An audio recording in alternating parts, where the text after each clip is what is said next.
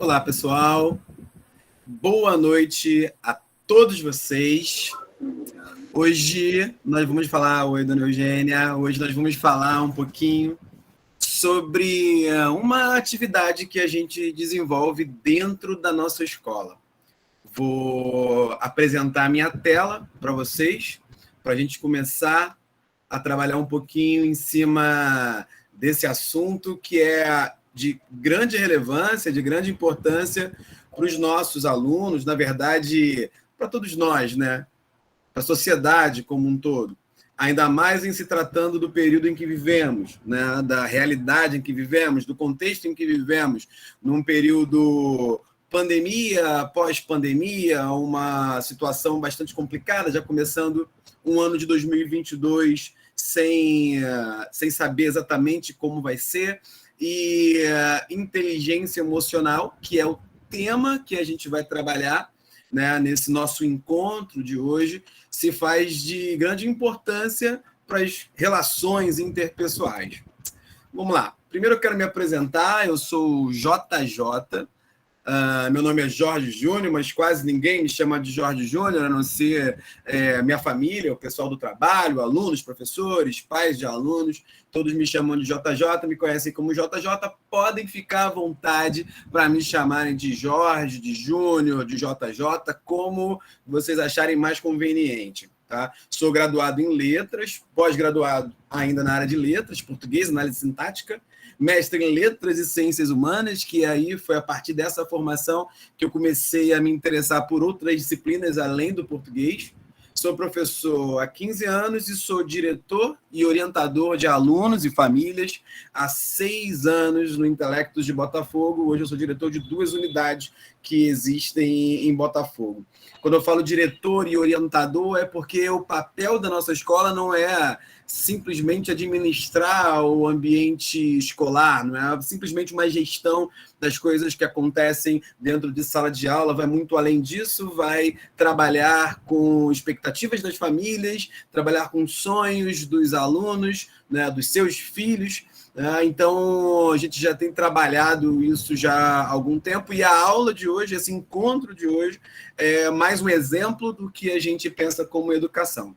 Além disso, eu sou entusiasta da educação contemporânea. A gente vive num país, né, o Brasil, a gente sabe que não tem grandes investimentos em educação, a gente tem uma educação muito retrógrada, a gente tem percebido isso até dentro do processo de adaptação à realidade que a gente tem hoje por conta da pandemia. Muita coisa vai ficando para trás. Eu sou entusiasta da educação contemporânea. Estar aqui falando com vocês é também um exemplo disso. Quando me chamaram para falar sobre inteligência emocional com os pais, eu fiquei na dúvida se isso seria uma aula, se isso seria uma palestra, e eu comecei a pensar que isso, na verdade, deveria ser mais um bate-papo, mais uma conversa entre pais, né? Afinal de contas, eu também sou responsável por uma criança, sou pai de uma criança, que é o Miguel, que tem 5 anos e está muito feliz porque fez 5 anos, e a gente está aqui para trocar as nossas experiências, tá? Então, como acadêmico, né, como uma pessoa que lê, que estuda, eu gosto muito de procurar construir novas dinâmicas em sala de aula. Acaba que eu estudo muito conteúdos direcionados para a inteligência emocional, para a educação contemporânea como um todo. Então, eu vou trazer um pouquinho do que a gente trabalha em inteligência emocional com os nossos alunos e trazer algumas informações para a gente debater. Tá? Então, basicamente, não é uma aula, não é uma palestra, está mais para uma troca de ideia, tá mais para uma conversa. Os pais da unidade de Botafogo, das unidades de Botafogo, já me conhecem há algum tempo e sabem que eu dou sempre um tom de humor, né? Sempre tem um quê ali mais engraçado, tá? Então é basicamente assim que vai ser esse nosso encontro de hoje. Quando eu faço a apresentação da minha tela para vocês, eu não estou olhando vocês, tá? Então agora eu estou olhando todos vocês, estou enxergando vocês. Mas quando eu faço a apresentação lá, eu não estou enxergando, tá? Mas tem uma pessoa que está acompanhando aqui o chat, ok? Quando eu falo que é um bate-papo, gente, pelo amor de Deus, tem que ser um bate-papo mesmo, para não ficar chato. Tá? Então, eu preciso que, no momento da participação, que vocês participem de fato. Tá? Ou que mandem mensagens via chat, ou que abram o microfone de vocês para poderem verbalizar, né, o que vocês estão pensando, o que vocês estão sentindo. E a gente vai levando assim. Nosso encontro deve durar 1 hora, tá? Cerca de 1 hora, não muito mais do que isso, se passar um pouquinho mais, mas não muito mais do que isso. Tá? E a gente vai ter um encontro legal aí para debater algumas questões, debater alguns pontos. Vamos lá. Quero agradecer a todos vocês, tá, gente? Hoje é uma quarta-feira, são 19h10 agora, e você deixou o que você estava fazendo, você deixou, de repente, um compromisso ou alguma atividade sua particular para estar aqui, para a gente poder falar um pouquinho de coisas que a gente trabalha, com as quais a gente trabalha com os filhos de vocês, com os netos de vocês, e eu sei que, para quem já estudou com a gente pelo menos há 1 ano, já levou para casa algumas boas falas, de boas experiências nas aulas de inteligência emocional que a gente tem aqui, e agora trazer um pouquinho para vocês. Ok? Vamos lá, então. Bem, vou passar para vocês agora uma das dinâmicas que a gente faz com as crianças do ensino fundamental 1. Tá? Então, só para todos entenderem o contexto, vocês são pais das unidades do intelectos do ensino infantil até o final do ensino fundamental 1. Tá? Então, hoje o Intelectos atua com crianças de 0 anos, os bebezinhos, tá? Até o ensino médio, e a gente fez um recorte de 2 encontros. Um encontro para os pais que têm os filhos na escola de 0 anos até 10 anos, até o final do ensino fundamental 1, até o 5º ano. Tá? A gente normalmente faz essa dinâmica que eu vou fazer aqui com vocês agora com as crianças do 1º ano, tá? Primeiras aulas assim de inteligência emocional. Primeira pergunta que eu faço é uma pergunta retórica, na verdade, você não participa, mas eu quero que você pense agora, que você imagine, que você olhe agora para esses rostinhos desses bebês e o que você imagina, o que você sente ao olhar para um rostinho desse daqui. Tá? Você olha aqui, vê esse beicinho assim de fora, esse olhar no horizonte, ou então esse olhar já estrategicamente olhando nos seus olhos, né? Já com esse beicinho, já com esse rostinho assim, já, né, se comunicando. É uma forma de se comunicar. Ok? Vamos para o segundo slide. O que você sente quando olha para esse rostinho, tá? Esses rostinhos, eles estão trazendo para a gente uma espécie de comunicação. Muita coisa pode estar sendo comunicada, tá? Através dessa fisionomia de cada uma dessas crianças, ok? Então, ele pode estar fazendo isso por um motivo ou outro. Enfim, terceiro e último slide para essa nossa dinâmica. O que você sente ao olhar para esses rostinhos? Então, a gente olha para cada uma dessas crianças. Eu coloquei os 2 primeiros slides com crianças mais novas, né, com bebês, tá? E esse último com crianças mais velhas, ali beirando o 4º, 5º ano. E eu quero que você tente pensar, tente imaginar, ok? O que você sente com isso. Agora, participação de vocês. Eu quero que você me diga, slide 1, que emoção é essa? Que emoção essa criança está tentando passar para a gente, para nós, pais?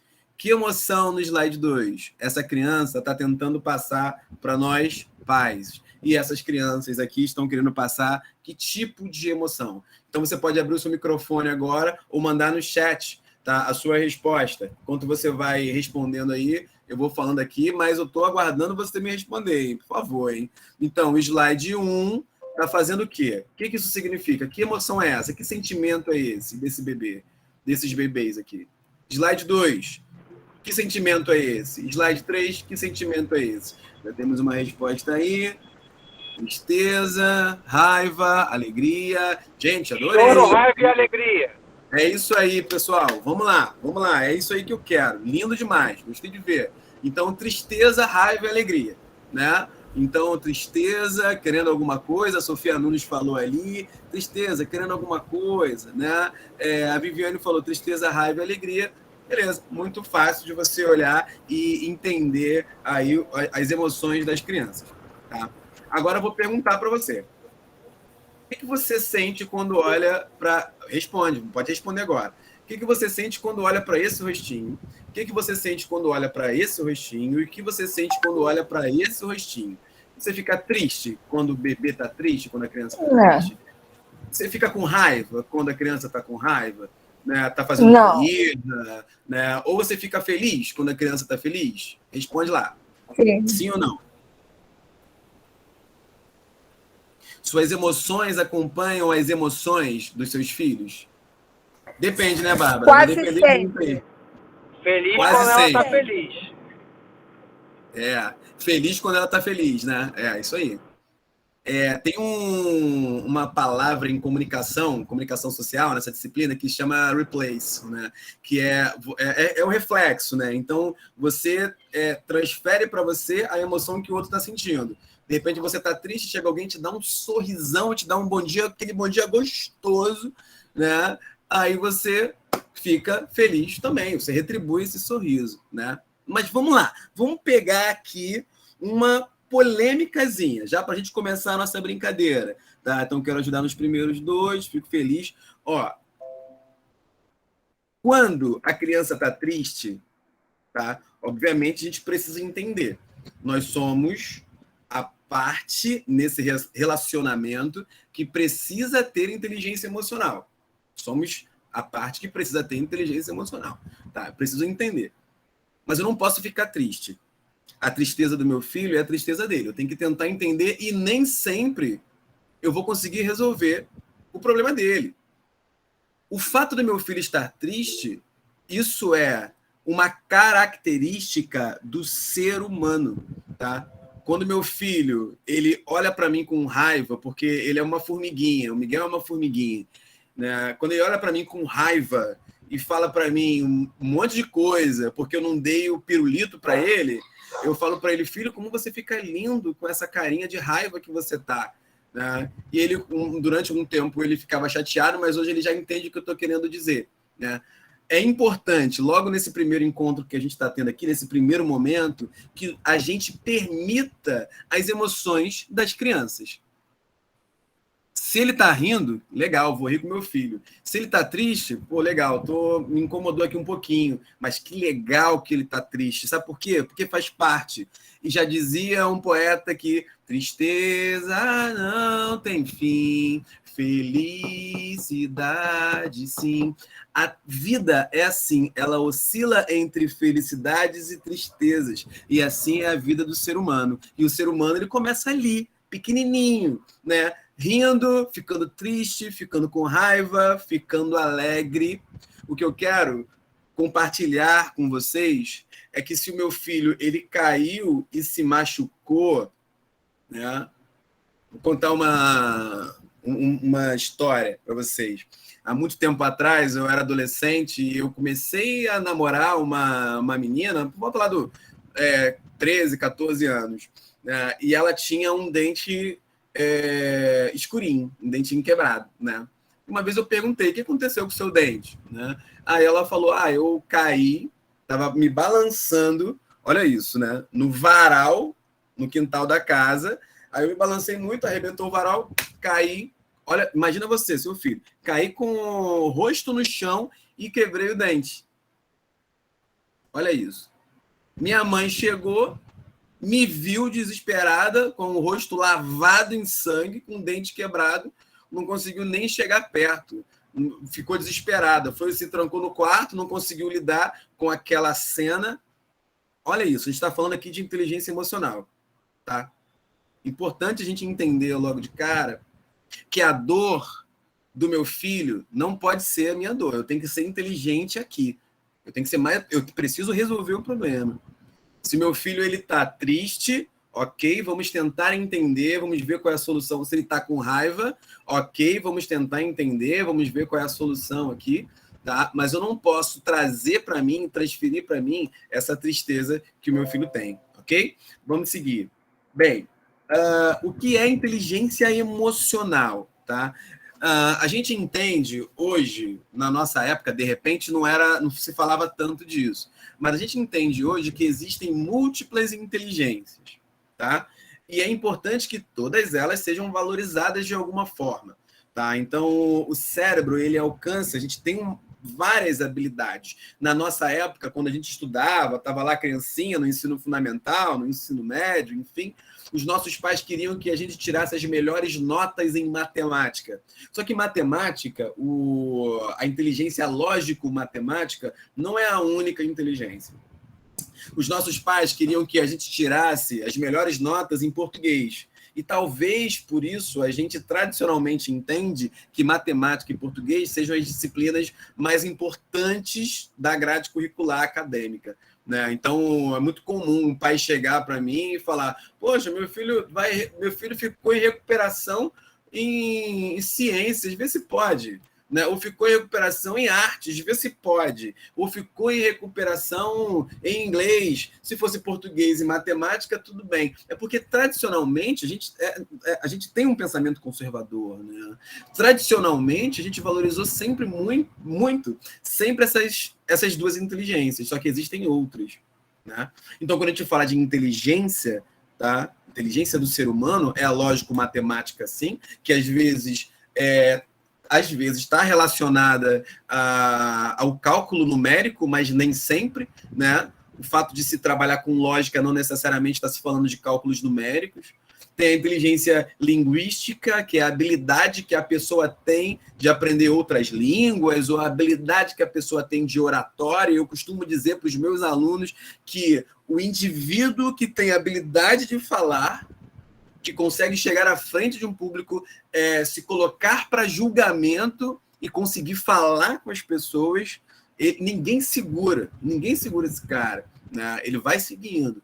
Tá? A gente tem a inteligência, vou pular essas duas que é a nossa conversa de hoje, né? Vou passar para a próxima, que é corporal. A inteligência corporal sinestésica, que está muito relacionada à habilidade corporal mesmo, da dança. Olha que isso é uma inteligência, né? E você fala, pô, meu filho só quer saber de dançar, minha filha só quer saber de dançar, não quer saber de estudar. Isso é uma inteligência. A gente teve, né? Eu não me canso de falar sobre isso. Vou falar isso para sempre, quando eu estiver dirigindo escola. A gente teve uma aluna, algum tempo atrás, talvez uns 5 anos, que ela não queria fazer vestibular, nem para medicina, nem para engenharia, nem para direito. Ela queria seguir a vida circense. E aí, para trabalhar na família, isso, né? E os pais queriam que ela fizesse algum curso tradicional, e a gente sentou ali para orientar a família e tudo mais. Enfim, ela participou de um processo seletivo circense, e ela já há alguns bons anos é artista do Circo de Soleil. Né? Então, vai eu tentar fazer um alongamento, não consigo colocar a mão no pé. Né? Então, inteligência corporal precisa ser valorizada.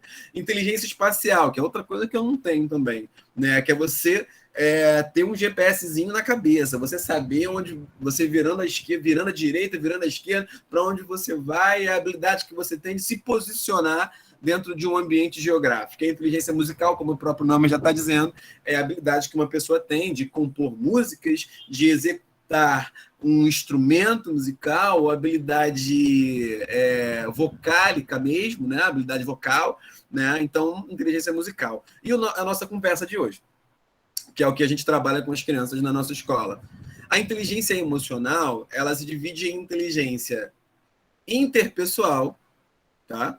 E intrapessoal. Nesse slide aqui, esse gráfico que eu peguei na internet, no Google, ele está valorizando mais a inteligência intrapessoal e colocando todas as outras em segundo plano.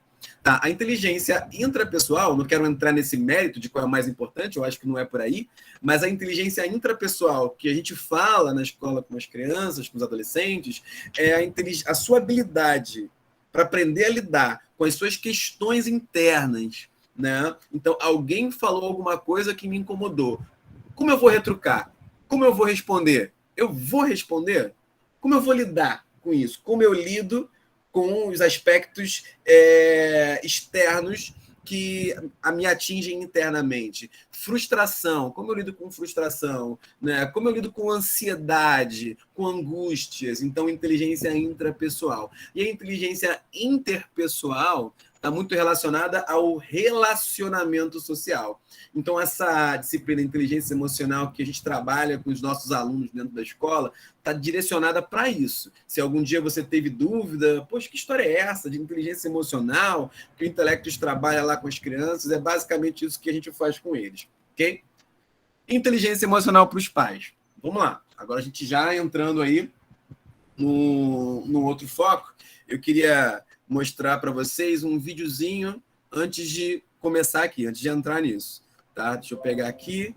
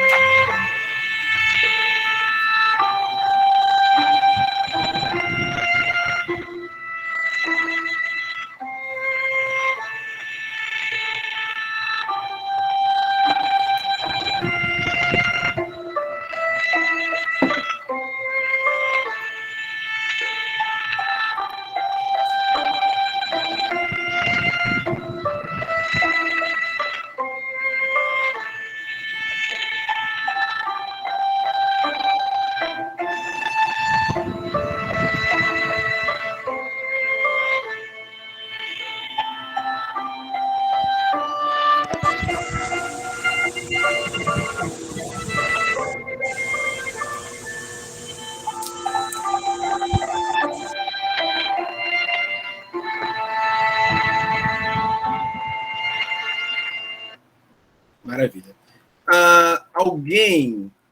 Alguém consegue me explicar aí, de repente, o que entendeu do vídeo, ou o que esse vídeo pode ter a ver com um pouquinho do que eu já adiantei aqui? O que esse vídeo tem a ver com essa ideia de inteligência emocional para os pais, criação dos filhos? Alguém conseguiria ou verbalizar aí para gente, abrir o microfone, falar ou escrever alguma coisa? Pode ficar à vontade aí para falar o que você interpretou disso daí. Quando eu falo, por exemplo, a gente não deve se afetar emocionalmente pelas coisas que acontecem com os nossos filhos, por exemplo. O que tem a ver esse vídeo com o que eu falei? Alguém que quiser comentar alguma coisa aí pode falar. Vou dar só um tempinho, se ninguém falar nada eu vou falar. Eu sei que é um pouco mais difícil, né? Essa é um pouco mais abstrata, né? As primeiras interações que eu levantei com você é difícil, Viviane. É difícil. O pessoal deve estar em casa pensando assim, cara, o que esse cara está arrumando aqui? O que ele está querendo saber? Né? Vamos lá, só para a gente facilitar, até porque a gente tem pouco tempo, já passaram aí 30 minutos e ainda nem cheguei nem na metade dos slides. Analogia ao crescimento das crianças. Eugênia, muito bem! Muito bem, as fases do crescimento, muito bem. Burger Inc. Ok. O microfone não abre, tudo bem, sem problema. Tá? Pode ir interagindo aí via texto, sem problema. Tá? Exatamente isso. Vamos lá, gente. Olha o que essa. Eu trouxe meu filho para ele ver esse vídeo e eu falei para ele que essa é a metáfora do desenvolvimento humano, do desenvolvimento da criança. Aí eu falei, filho, papai colocou a sementinha na terra, tá? A sementinha foi desenvolvendo, cresceu, e aí, ó, saiu da terra, saiu da barriga da mamãe e foi crescendo e está no seu tamanho. Eu percebi que era difícil quando ele olhou para os meus olhos, com toda a sinceridade que há no coraçãozinho dele, e ele falou, pai, eu nunca vou virar uma árvore. Eu falei, tá bom, meu filho, você nunca vai virar uma árvore, eu sei disso. Né? E assim, o que acontece nesse vídeo, né? Para a planta crescer bonita, né? Para a planta crescer, né? Crescer mais saudável, né? Ficar maior, enfim. A única coisa que a gente precisa fazer é regar. Essa é uma metáfora antiga demais, tá? E é a mesma coisa com os nossos filhos, tá? É a mesma coisa. Você só faz regar, tá? A gente só vai regando, é só botar água. Claro que isso é uma metáfora, tá, gente? Não dê apenas água para o seu filho, tá? Então, a gente vai só regando, tá? Então, a criança, ela vai crescendo apesar dos nossos erros. Eu vou comentar sobre isso daqui a pouco. Quando a gente fala de inteligência emocional para os pais, eu coloquei aqui o coração de um lado e o cérebro do outro lado. Tá? Então, a gente tem aí uma espécie de balança.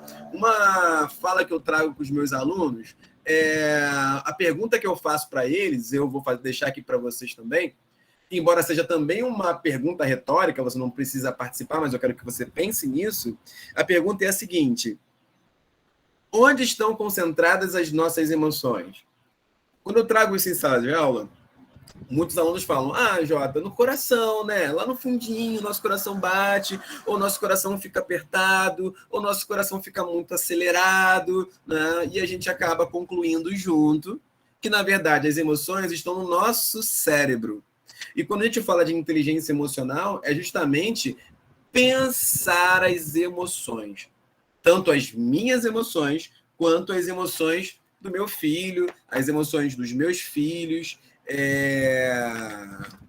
as emoções das pessoas que estão à minha volta. Então, na verdade, é a gente trazer, assim, da mesma forma que a gente memoriza coisas, que a gente aprende coisas, que a gente aprende como lidar, ou no caso das crianças que decoram fórmulas ou tabuadas ou verbos, né, que exercita o cérebro. Quando a gente fala de emoções, estamos falando a mesma coisa.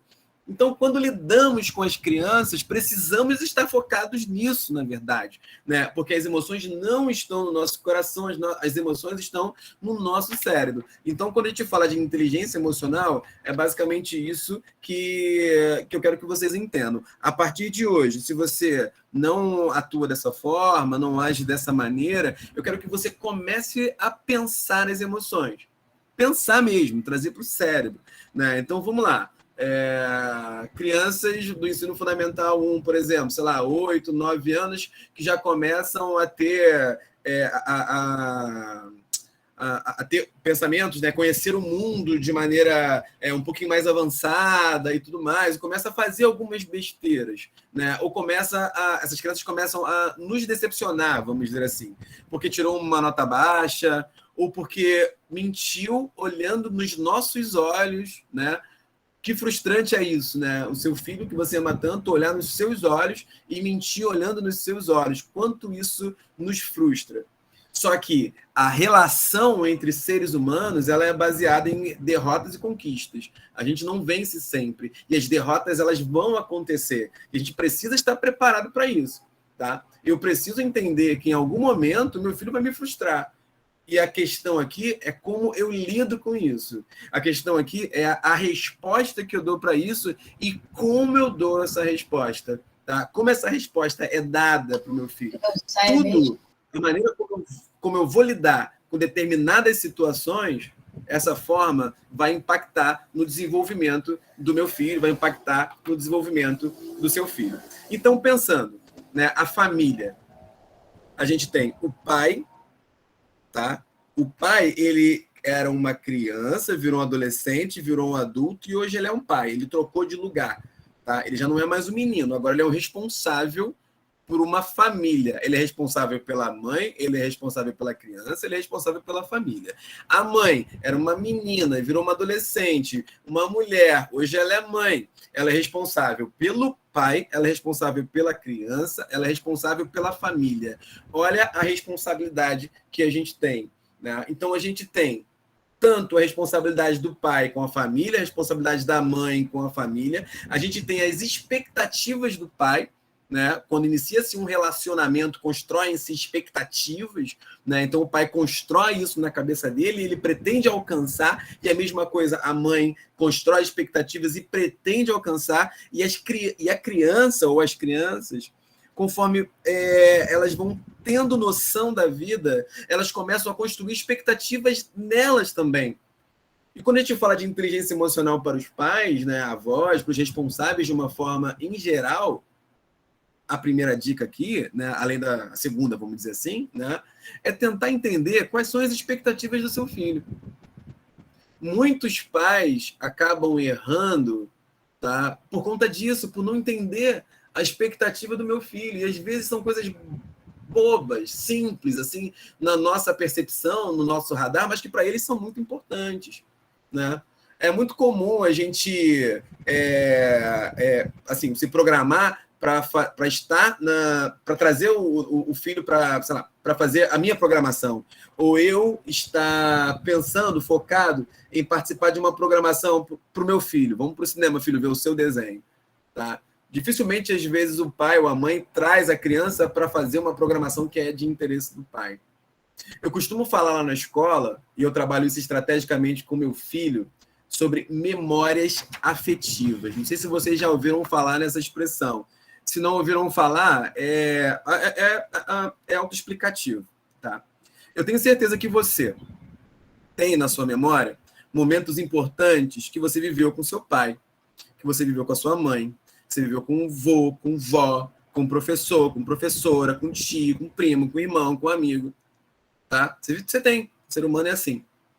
Já pensou que legal seria se você estrategicamente construísse essas memórias afetivas? Tipo, filho, hoje o seu dia vai ser especial, tá? E de repente você não precisa nem falar isso. Você pode simplesmente tornar o dia especial, sabe? Hoje vou fazer uma coisa que meu filho adora.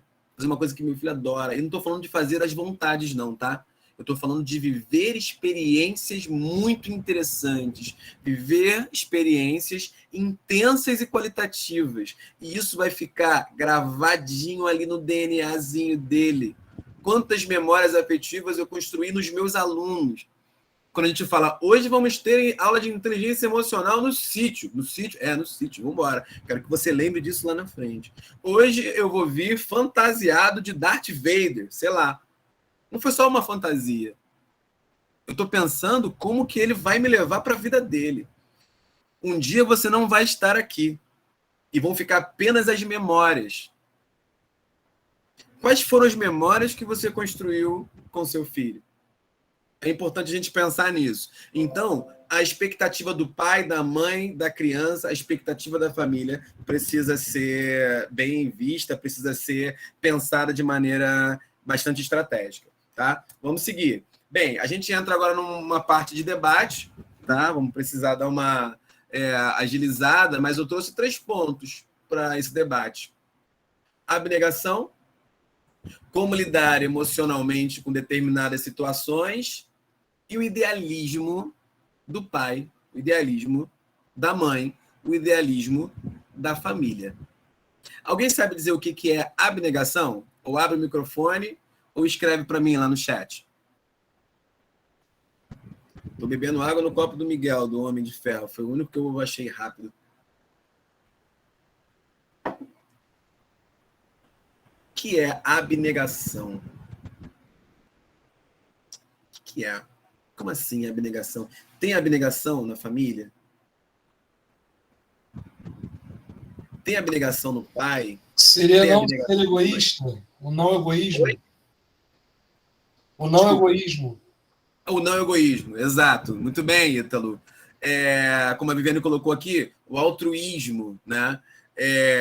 Quem não respondeu porque não lembrava da palavra, pode dar uma bugada lá, tá?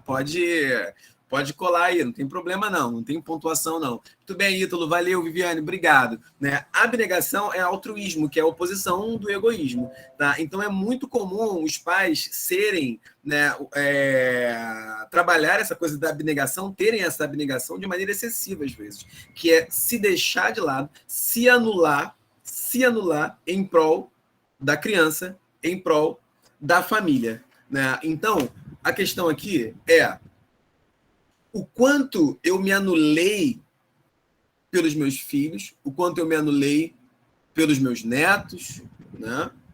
O quanto eu me deixei de lado para corresponder às expectativas da minha família, o quanto eu anulei a minha identidade, deixei de ser quem eu era, tá? Para corresponder às expectativas da minha família, tá? Isso é bom? Isso é ruim? participação de vocês aí, meus amigos. O que vocês acham disso? Né? O pai, ele tem que se abdicar de si mesmo. Né? A mãe, ela precisa, para ser uma boa mãe, abandonar seus sonhos, deixar de lado seus projetos de vida em prol dos seus filhos, em prol da criação, em prol da construção da família. A Vanessa falou aí que a abnegação é deixar de fazer algo nosso para ajudar o outro. Muito bem. A Viviane falou que em excesso é ruim e equilíbrio é tudo. Alguém sabe dizer qual é uma possível consequência, tanto na minha vida quanto na criação do meu filho, né, se existir essa abnegação excessiva? Você deixa de ser um indivíduo para ser apenas uma função. No momento em que você não tem mais o seu filho dentro de casa, você passa a ser o quê? Se você foi apenas mãe, se foi apenas pai. Maravilha, Juscelene. Perfeita a sua fala, né? Nada como a fala de uma mãe, né? A mãe, ainda mais mãe, que normalmente é quem se abdica mais de si mesmo pelos seus filhos, né? O Diego falou, não existe medida certa, tudo na vida são escolhas, cada escolha dará um resultado. O Eugênia falou que gera frustração, acredito que tudo tenha um limite, muito bem. Pessoal, obrigado aí pela participação, né? A fala da Juscelino foi muito boa, né? Então, quando eu me tiro para viver a vida do meu marido ou da minha esposa, ou eu me tiro para viver a vida do meu filho, o momento que eles não estiverem, e pelo menos o meu filho não vai estar, porque a gente cria o filho para o mundo, e a gente aprendeu isso com os nossos pais, com os nossos avós, né? E aí, o que vai ser de mim? Né? Eu já saí, eu não existo mais, eu abdiquei de mim mesmo, né? Eu abandonei os meus projetos de vida, eu abandonei os meus sonhos, tudo aquilo que eu tinha idealizado para minha vida, tudo que eu tinha planejado para minha vida, eu deixei de lado para viver os sonhos dos meus filhos. Isso pode gerar uma consequência muito negativa, tanto na minha vida, que é a frustração, como a Eugênia falou, né? Então, viver minha vida frustrada, tá? Ou, tá? Olha só, pode gerar uma situação que é muito comum eu perceber isso na escola, né? Da mãe que queria ser bailarina, não conseguiu ser, e projeta o sonho dela para a filha. Não consegui ser bailarina porque eu tinha que trabalhar para cuidar da minha filha, mas a minha filha vai ser bailarina. Você sabe se ela quer ser bailarina? Lembra do vídeo do feijãozinho lá germinando? O feijão vai crescer, a plantinha vai crescer. Não adianta eu ficar tentando colocar coisas além da água que eu preciso colocar para ele crescer, né? Então, eu não consegui ser tal coisa, não consegui fazer tal faculdade, mas o meu filho vai fazer essa faculdade. É normal o filho tomar um sentido oposto ao que você está idealizando para ele, justamente como reação àquilo que você tá impondo de alguma forma, né? Ok. Viviane falou, é tão desafiador esse equilíbrio que é muito comum separação do casal nos 3 primeiros anos de vida da criança, por abnegação excessiva por parte da mãe. Exatamente. É muito comum, né? É muito comum acontecer ali entre o 2º e o 3º ano, né? Porque, às vezes, a mãe deixa de viver, né? Deixa de namorar, né? Então, ainda eram namorados antes do filho chegar, aí o filho chegou, viramos amigos. Que história é essa? Né? Então, abandona o relacionamento ou passa a viver mais ela e o filho e deixa o marido de lado. Enfim, muitas coisas podem acontecer, né? A gente sabe disso, a gente já tem uma experiência de vida que a gente consegue perceber e visualizar essas consequências, né? Será uma nova fase se o sonho for sonhar com seus filhos. Legal, Diego. Será uma nova fase. Muito ruim para o filho, a Vera Lúcia falou, porque no futuro ele vai ficar cobrando essa abnegação, claro, né? Evidente.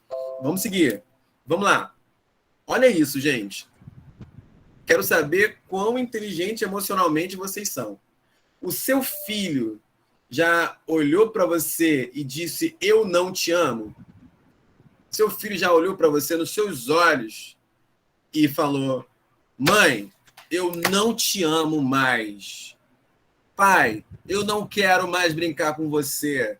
Ou eu odeio brincar com você. Sim, claro, eles fazem isso. Essas crianças são perversas demais com a gente. Cara, é impressionante. O pessoal fala que mãe só muda de endereço, criança vai na mesma linha. Aí, tá? Eles olham nos nossos olhos e falam: eu não te amo, eu não quero saber mais de você, eu gosto mais da minha mãe, eu gosto mais do meu pai, eu não quero mais brincar com você. Eles sabem, tá, como lidar com isso. Quando eles, na verdade, aqui eu peguei aqui uma citação do Instituto Interação, tá? Instituto Reação, desculpa, né? Que ele fala assim: é pelo desenvolvimento emocional infantil que a personalidade de um indivíduo se constrói.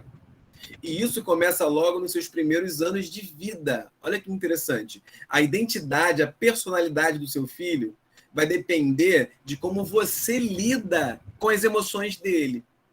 Se você permite ele chorar, ai meu Deus, meu filho está chorando.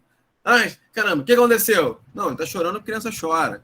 Né? Ah, meu filho se machucou. Eu tive um episódio há uns 2 meses atrás, estava na praia de Taquatiara, aqui em Niterói, onde eu moro, e meu filho queria subir uma bendita de uma pedra que tinha no final da praia. Eu falei: tu vai cair. Ele: não, pai, não vou não. Tu vai bater com o queixo aí e vai se machucar. Não, pai, não vou não. Tem certeza? Tenho. Eu não vou sair correndo com você para o hospital. Não, pai, não vou não. Deixa eu ir. Tá, vai lá. Dito e feito. Ele escorregou, arranhou o queixo e veio com uma cara desse tamanho segurando o choro, né? Porque ele também não vai entregar os pontos, né? E estava machucado, estava sangrando. Obviamente, eu levei ele para o hospital, né? Mas eu não podia olhar para aquele machucado e falar: ai meu Deus, meu filho agora, tadinho dele, coitado dele, tá chorando, tá sangrando. Não, a gente precisa aprender a lidar com essas emoções para a gente ensinar os nossos filhos a eles lidarem com essas emoções também. E a forma como a gente constrói isso, essa relação com os nossos filhos, é o que vai dar a personalidade dele. Olha que interessante, né? A emoção, os sentimentos, eles vão surgindo desde que a criança está na barriga da mamãe, tá? Mas eles só se finalizam, segundo lá a fonte que eu peguei, Instituto Reação, tá? Lá no 6º ano. Tá? Então, no 2º ano, vamos lá, 3º ou 4º ano, ele já tem uma ideia do que é amor, porque a gente repete muito isso. Tá? Mas as mães de bebês, tá? Não sei se tem mãe de bebê aqui, eu preciso falar uma coisa triste para vocês. O seu bebê, até ali 1 aninho, 2 aninhos, sei que você ama demais, né? Mas ele não sabe ainda o que é amor. E dói falar: pô, mas ele não me ama, Jota, calma aí. Não, o seu bebê, ele vem em você segurança e alimentação. Segurança e alimentação. E essa emoção, esse sentimento, a ideia de sentimento, o entender o sentimento, vai surgir muito depois, lá pelos 4, 5 anos, 6 anos, e ainda assim não vai estar totalmente formado. Né? Então, eu separei um outro vídeo aqui para mostrar para vocês. Não vou colocar ele todo não, porque a gente tem pouco tempo. É um vídeo de uma instituição religiosa. Eu não queria ter um tom religioso aqui, a ideia não é essa, mas eu achei bem interessante, tá? E aqui fica como dica para você também, tá? Não sei como é que é a relação com seu pai, né? Se você é filho ainda, né? Então, volto a dizer o que eu falei no início dessa conversa. Alguém tem que ser o mais inteligente emocionalmente falando. Né? Ah, mas ele me xingou, vou xingar de volta. Não, calma aí, pelo amor de Deus. Alguém tem que ser mais inteligente emocionalmente aqui. Ah, mas ele nunca me liga, vou ligar por quê? Alguém tem que ser mais inteligente, alguém tem que pensar as emoções e não agir por impulso, tá? Então o desafio, né, que foi feito, eu vou colocar uns 2 ou 3 só para vocês verem. É muito legal. Beleza.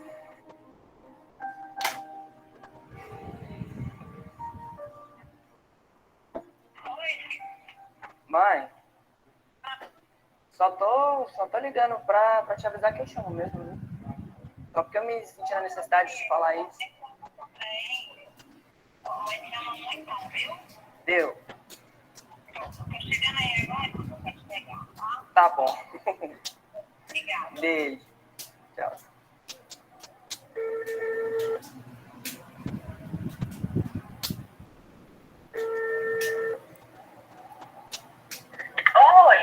Oi, mãe, boa noite. Oi, filho, tudo bem? Tudo. Eu só liguei mesmo pra falar que eu amo a senhora, viu? Porque a senhora Eu também te amo. Porque a senhora é muito importante pra mim, sabe? Você também é muito importante pra mim. Você tá aí na catequese? Perfeito. Eu não sei se vocês percebem. Vou mandar. Ela dando beijo pra você. Eu não sei se vocês percebem na fala dos adolescentes a dificuldade que eles têm para falar eu te amo, né? Que ele fala, mãe, o que foi, filho? Tô ligando só para dizer que eu te amo, né? Assim, um tom meio sem graça de falar. Nessa época, eles começam a entender realmente o que é amor, né? O amor fraternal, né? E o amor passional também, né? É bem nessa fase aí que a gente começa a perceber isso, tá? Enquanto bebê, não. Então, se o seu filho, e eu ensinei isso pro meu filho, tá? Porque ele já falou isso. Engraçado que ele tem uma coisa que ele não fala isso com a mãe. Não sei por quê, sei lá. Tá, mas ele fala comigo, já não fala mais. Mas teve uma época que ele falava bastante. Né? E eu ensinei, de alguma maneira, eu ensinei isso para ele que depois ele reproduziu. Né? Quando ele falou, pai, eu não te amo. Eu falei, é, filho? Ele, é. Eu falei, tá bom, filho, eu não ligo não, porque eu te amo independente disso. Você me amando ou não, eu te amo mesmo assim. Né? Então, independente de você me amar ou não, para mim você não está dizendo absolutamente nada, tá, filho? Aí ele, tá, pai.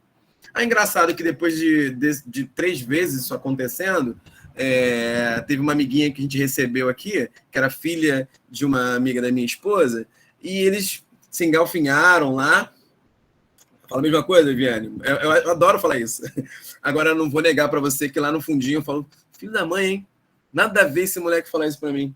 Tá? Mas teve uma situação que a coleguinha dele se engalfinharam aqui, né? Tem a idade dele mesmo, acho que pouco mais, talvez quase 6, e ela falou, você não quer brincar comigo, não? Então eu não gosto mais de você. Aí ele falou, tudo bem, eu gosto de você do mesmo jeito. Tudo bem, eu não quero nem saber, eu gosto de você do mesmo jeito. Eu achei aquilo tão fofinho, e eu vi o quanto que a gente, falando com segurança, né, e trazendo mesmo essas estratégias, vamos dizer assim, de inteligência emocional para a nossa relação com os nossos filhos, o quanto que a gente ensina para eles também, né? Deixa eu só ler um pouquinho aqui da fala do pessoal. Isso é um teste, o Diego falou. Falar que não gosta, não ama e tudo mais. É isso mesmo. Né? Beleza, Viviane comentou aí também. Eugênia, lá em casa, disputa para saber quem ama mais. Quando eu digo te amo, eles respondem te amo mais. Muito legal, muito fofo. Né? E quando a gente pega a fala desses adolescentes com os pais, né, eu vejo a dificuldade que eles têm, né, que de repente eles não foram tão preparados emocionalmente. E a gente está tendo essa conversa aqui justamente para que a gente acenda um pouco isso, né, trocar um pouco dessa ideia aí, tá? Vamos lá, vamos seguir. E para finalizar essa parte, o idealismo. Tá? Então, o que é, né, o idealismo? Não sei se você, antes de ser pai, antes de ser mãe, criticava outros pais e outras mães. Tipo, caraca, olha só essa mãe, que vergonha, dando celular para o filho. Quando eu tiver filho, não vou fazer isso, não. Caraca, olha só essa mãe dando refrigerante para o filhinho dela. Nada a ver. Quando eu tiver filho, eu não vou fazer isso, não. Olha só essa mãe toda bagunçada, toda descabelada. Olha como é que ela tá na rua, com a roupa toda suja. Quando eu for mãe, eu não vou ser assim, não. Cara, olha esse pai no meio da rua, sem camisa, com essa criança sem camisa, né? Com esse garoto sem chinelo, só de cueca, né? Andando na praça. Quando eu for pai, assim, a gente constrói um ideal de pai, né, que é muito longe da realidade, tá? Então, o que a gente precisa entender aqui, já de cara, é que não existe pai ideal, né? Não existe pai perfeito. E o que a gente precisa, na verdade, é sempre procurar ser melhor do que a gente é, tá? A gente tem uma visão romântica da família, né? Muito comum isso. Aquela família do comercial da Doriana, você lembra disso? Bom dia, filha, bom dia, todos prontos para a escola, já tomaram café da manhã, a esposa lá fazendo café, preparando café, um pensamento patriarcal, né, uma visualização patriarcal, né, preparando o café de toda a família, botando o café de toda a família, todo mundo muito feliz, a mãe cuidando da casa, cuidando das crianças, do pai se preparando para ir para o trabalho, e quando a gente casa, ou quando a gente tem filho, ou quando as crianças chegam, a gente pensa que vai ser sempre assim, né? E não é, porque na realidade a coisa é muito diferente. Quando você se vê numa situação que você precisa trabalhar, por exemplo, em meio à pandemia, que você faz home office, e você precisa que o seu filho fique quieto, né? Muitos pais deram, sim, tablet e celular para a criança brincar. E quem é que vai julgar isso? Né? Quem é que vai julgar? Ninguém vai julgar. Né? Quantos pais que viram, sei lá, o filho muito triste e acabaram dando um refrigerante ou um doce enquanto a criança tinha 4, 5 anos? Quem é que vai julgar? Não tem como julgar. Né? E você, enquanto pai, enquanto mãe, não tem que se frustrar, porque não existe essa coisa do pai ideal. Eu coloquei uma imagem aqui de uma mãe, entre aspas, aí, né? O ideal de mãe perfeita, né? Então ela tem o sapato ali, o Scarpan bonitão numa mão, trabalha com o telefone na outra, ela vai para academia, ela faz a comida, ela brinca de bola com a criança, brinca de boneca com outra criança, tá com uma criança no colo e tá ali, plena, linda, maravilhosa, tá? Como se fosse a mãe ideal mesmo.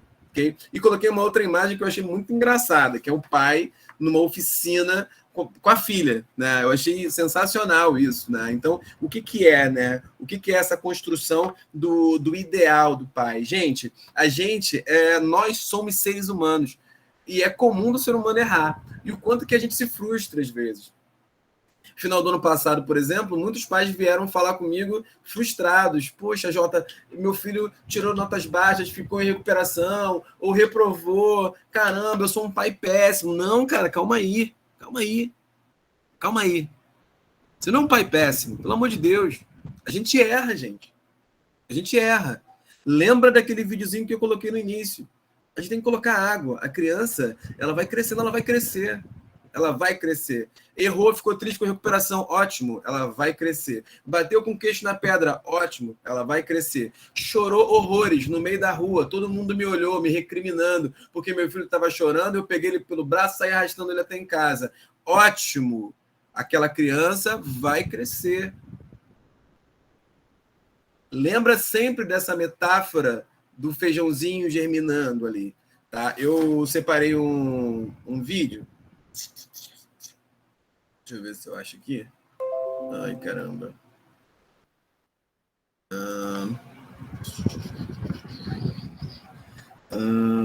Eu acho que é esse aqui. TikTok é uma coisa engraçada, né? Sim, eu sou mãe. E sim, eu me sinto cansada, sobrecarregada. Mas... Não sei se eu atrapalhei o início do vídeo, vou colocar ele de novo aqui. Preste atenção que é um vídeo curtinho. Sim, eu sou mãe. E sim, eu me sinto cansada, sobrecarregada. Mas isso não significa que eu não ame o meu filho. Também não significa que eu tenho uma vida ou uma família ruim. Eu apenas não consigo dar conta de tudo que dizem que eu tenho que dar.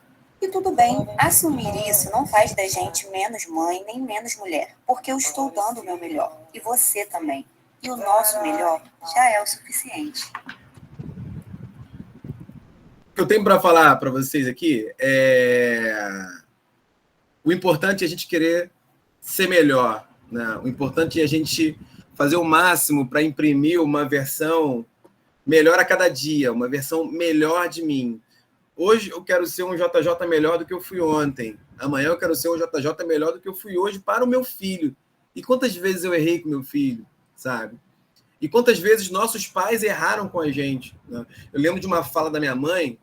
Meu avô era muito conservador e ele não queria que ela estudasse, ele queria que ela terminasse no 6º ano, no 5º ano, vamos dizer assim, né? Não queria que ela continuasse os estudos.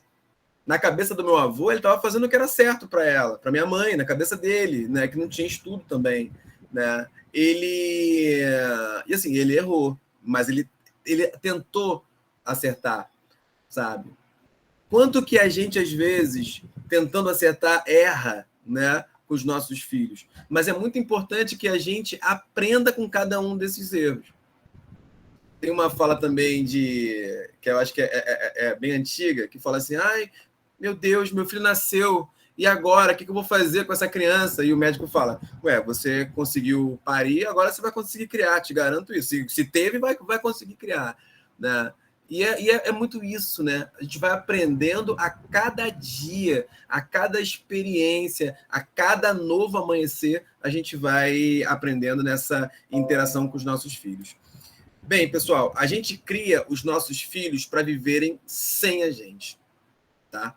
A gente cria os nossos filhos para que daqui a 1 década, 2, 3 décadas, eles vivam bem sem a nossa presença. E você precisa pensar nisso. O quanto eu estou sendo mãe helicóptero, né? Mãe resgate, pai resgate. Não, meu filho não pode ficar triste, vou lá, vou salvar ele. Não, meu filho não pode chorar, não, vou lá, vou pegar ele. Não, calma aí, o que estão falando aí? Vai incomodar meu filho? Não, vou lá, vou pegar ele. Né? O quanto que a gente está criando os nossos filhos para esse momento, né? O quanto a gente está educando nesse sentido. Quando a gente fala de inteligência emocional, é aprender a saber lidar com essas situações aí. Vou passar rápido agora os próximos slides, que são dicas, né, que muitos pensadores em inteligência emocional abordam, né? Então, agindo estrategicamente. Focar sempre em soluções e não nos problemas. Tá? Sempre pensem em como a gente vai fazer para resolver. Tá? Seu filho fez uma besteira, quebrou a vidraça do vizinho, jogou, sei lá, uma bexiga cheia d'água de cima do, sei lá, do andar onde você mora e caiu na cabeça de alguém. Não, calma aí, vamos lá, vamos resolver esse negócio. Né? Primeiro a gente resolve, depois a gente vê o que vai fazer. Tá? Quando pessoas estão descontroladas, e é muito comum os nossos filhos, às vezes, deixarem a gente nessa situação, o nosso cérebro acessa essa fuga, né? Vamos lá, vamos, não quero saber, né? Então, começa a entrar numa situação de parafuso e começa a falar um monte de coisa que vai se arrepender depois. A ideia é sempre pensar com as crianças as possíveis soluções. Vem cá, olha a besteira que tu fez aqui, como é que a gente vai resolver isso? Senta aqui, quais são as soluções? Pai, não sei. Não, vamos lá, a gente tem que entender. A gente precisa resolver, a gente precisa dar conta disso que você fez. Isso é muito importante. Próximo, evitar os sermões. Tá? E evitar voltar nos problemas do passado. Tá? Quando você vai conversar com seu filho, chamar a atenção dele, tem que ser bastante objetivo. Tá? Sem ficar, e aquele dia também que você fez, é a mesma coisa que você fez agora e no ano passado você fez também. Não, já está resolvido, o que ficou para trás, vamos resolver o que está acontecendo aqui e é chamar a atenção de forma objetiva. Sem ficar falando durante horas, como é comum a gente fazer às vezes, né? Dependendo da idade da criança. Chega um momento que o teu filho já não está nem mais te ouvindo, tá? Ele fica nervoso na primeira interação, ele fica chateado quando você chama a atenção, mas depois de um determinado momento, para ele já não está fazendo mais muito sentido. Então, sentou, chamou a atenção, resolveu o problema, como é que a gente vai fazer isso? Oferecer sempre opções limitadas, né? Para sempre, em todas as situações, né? 2 opções para tudo, né? Então, vamos passear, vamos... parque ou praia? Vamos lá. Não, pai, não, vamos lá, vamos pensar aqui, depois a gente vê outra coisa. Demonstre sempre confiança, confie sempre, tá? Tanto em você quanto na criança, no que ela fala. Isso para a criança é muito importante. Para os pais que têm filhos no ensino fundamental 1, do 1º ao 5º, principalmente ele 4º e 5º, valorizem sempre o que eles fazem, tá? Claro, se for saudável, é óbvio, mas valorizem os estudos, né? Não dá para ter um pensamento do tipo, tire as melhores notas e passe de ano. Não, filho, como é que foi a escola hoje? O que você aprendeu? Nossa, que legal, filho, que você aprendeu isso, parabéns. Você é muito inteligente, tá? Foque sempre no reconhecimento. Para pais de bebês que estão chegando agora e é o segundo filho, então você tem um mais velho e está tendo um outro bebê agora. O bebê ainda não entende, como eu falei, sobre as emoções, mas o mais velho já entende. Então é comum a família chegar na sua casa e todo mundo querer ver o bebê, todo mundo dá atenção para o bebê, que não entende a emoção. Mas o mais velho entende, fica triste, fica frustrado, né? Se sente depreciado. Tá? Então uma dica é sempre conversar com a família para quando chegar em casa, falar primeiro com o mais velho. E falar para ele, você é o mais bonito, você é lindo. É sempre trabalhar a autoestima da criança. Sempre. Isso é importantíssimo, importantíssimo. Estabelecer acordos, né? Essa coisa do acordo a gente faz muito na escola e dá muito certo. E a gente sempre deixa como sugestão para os pais O quadro de rotina, ele constrói na criança, no pré-adolescente, a ideia de autonomia. Então, colhe no seu quarto, no quarto da criança, um quadro de rotina, né? Então, 9 horas, sei lá, férias agora, é importante ter isso. 9 horas, café da manhã, meio-dia, come uma fruta, 2 horas, é um almoço, enfim, cada um, videogame, 14 horas, das 14 às 16, 2 horinhas de videogame. Você não precisa ficar mandando ele fazer as coisas, né? A partir dos 5 anos, 6 anos em diante, você não precisa ficar mandando, ele sabe dos compromissos dele. E ele pode esquecer, mas está no quadro. Se ele deixa de fazer, você vai lá e aponta o dedo. Aqui, filho, você não fez isso, eu tinha que ter feito. Como eu falei ao longo desse encontro nosso, permita o sentimento, qualquer sentimento, isso é importante para o crescimento dele. Ele vai chorar, ele vai sorrir, ele vai sentir saudade, ele vai ficar triste, ele vai sentir ciúme. Tudo isso é importante para o desenvolvimento, para o amadurecimento dele. Pergunte sempre, traga para o debate, em vez de ordenar, em vez de mandar, em vez de obrigar. Tenha sempre uma escutativa, tá? Ah, teu filho chamou para falar alguma coisa e você está no celular. O celular, ele acaba sendo uma ferramenta muito prejudicial e às vezes a gente reclama dos nossos filhos, mas a gente também, tá? A gente também está nessa mesma situação e você precisa ser forte. Tá? Porque seu filho, às vezes, vai trazer um assunto que não é tão interessante para você naquele momento. Deixa o telefone do lado, deixa de fazer aquilo que você está fazendo, bota para o lado, olha nos olhos dele e preste atenção e repita o que ele vai falando. Pô, pai, hoje foi legal, fiz um gol. É, filho, você fez um gol? Que legal. É, fiz um gol contra o time, o pessoal era... É, filho, o time era forte? Poxa, bacana. É, mas eu chutei 3 vezes. Chutou 3 vezes, filho? Nossa, maravilhoso. Isso é importante para a criança. Ela se sente participante da família. Ela se sente integrante da família. Ela se sente valorizada, tá? E você trabalhar isso com a criança, a gente tem resultados sensacionais. Veja os erros sempre como oportunidade de aprendizado. Eu vou mostrar o último vídeo. Esse aqui, tá aqui. O que você está vendo aqui é o resultado da privação emocional e negligência em crianças. Primeiro nós vamos ver como se comportam bebês em condições familiares favoráveis. Essa primeira criança foi criada pela sua família e aqui ele é bastante explorador e demonstra muita vontade de pegar o objeto novo que vê. Aqui ele move o objeto de mão em mão, coloca na boca e tenta explorar o máximo que consegue. Caramba. Aqui ele está completamente absorvido pela atividade e nada tira a atenção dele dos objetos. Esse comportamento aqui é um grande exemplo de um ambiente familiar favorável que oferece total segurança à criança. Agora, olha o que acontece com o comportamento da criança quando o ambiente familiar não é favorável e ocorre privação emocional de qualquer ordem, seja por ausência de proteção familiar ou afeto familiar. Essa criança aqui foi vítima de negligência maternal. Ela pega alguns blocos, mas logo demonstra pouco interesse em brincar. Ela logo olha para o cientista da sala, para a câmera e para outros instrumentos em volta. Ela parece muito mais preocupada com os que estão à sua volta do que com o brinquedo que está à sua mesa.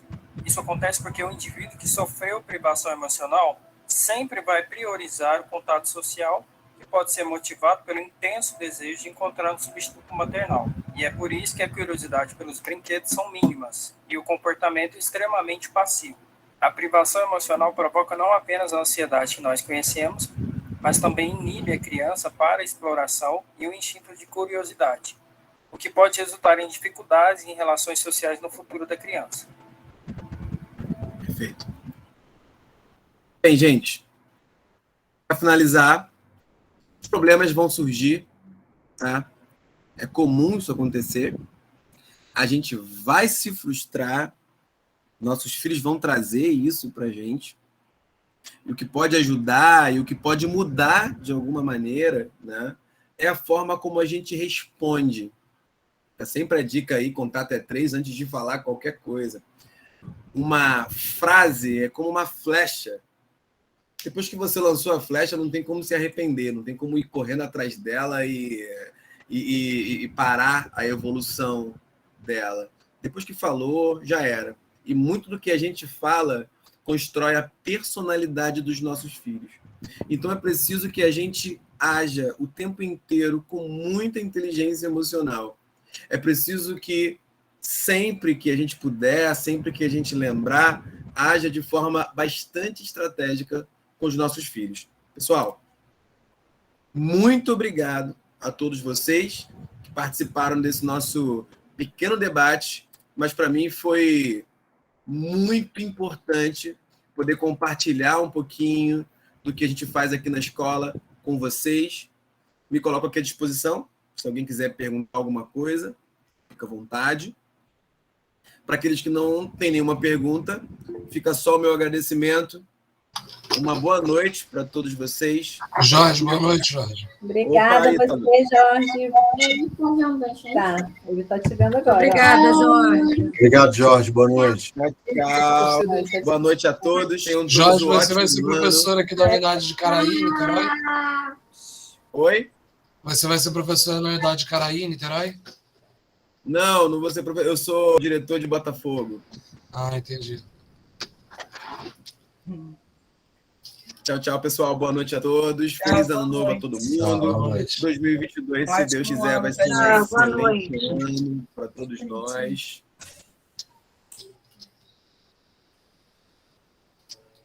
Tchau, tchau. Tchau, Dani. Valeu, Vera. Feliz ano. Valeu, Simone. Boa noite. Camila, você levantou a mão, você esbarrou ou você quer falar? Tchau, tchau, Bárbara. Boa noite. Quiser falar, Camila? fica à Oi, onde vontade. vai ficar salvo? Você é de qual unidade, Camila? Icaraí, a Idade Nova. Icaraí? Depois você pede para Mel.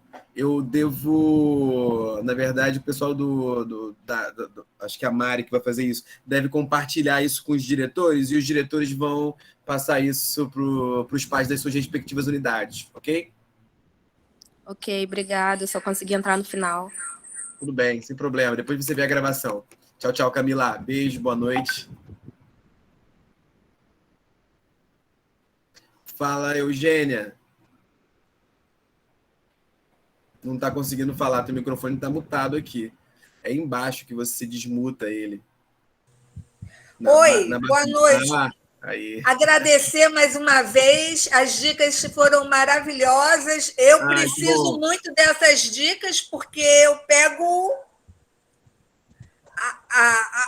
Eu substituo um pouquinho os pais, né? Então eu preciso demais dessas dicas para saber lidar com esses moleques. Muito bom para mim essa palestra, digamos assim, tá bom? Uhum. Muito obrigado pelo carinho de sempre, Eugênia. Obrigado mesmo. Que dia voltam as aulas? Dia 7. É? Já saiu o calendário? A gente deve mandar nas próximas semanas o calendário. Vamos mandar antes do dia 7, com certeza. Nas próximas semanas. Tá bom. Grande abraço. Boa noite a todos. Tchau, tchau. Ô, Camila, a Luciana, que é a diretora de marketing, colocou aqui no chat que esse vídeo vai estar no YouTube, tá? Só dando uma resposta mais concreta aí. Bem, pessoal, vou saindo por aqui. Estou com fome, quero jantar. Um grande beijo a todos. Boa noite. Tchau, tchau. Valeu, Marcelinha.